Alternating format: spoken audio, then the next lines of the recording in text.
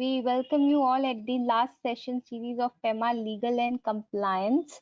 So today we have with us Nishit Parekh, who would be taking the session on overseas direct investments by a person resident in India. Nishit Parekh is a practicing chartered accountant, Sudhi K. Parekh and Company. He is a Master of Commerce from Mumbai University and member of Institute of Chartered Accountants of India.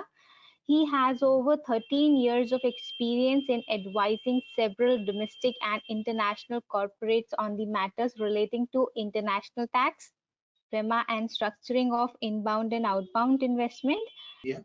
So basically, whatever overseas investment is done by Indian residents, which would include corporates as well as individuals, would be covered in today's session.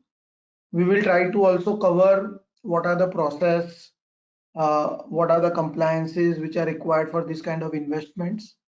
And during each of the topic which I take, I will also try to cover certain open areas or gray areas which are there currently under the regulation and which may require some bit of clarification from RBI, and also as on today what is the position in the industry and how we should go about it while we are dealing with such matters.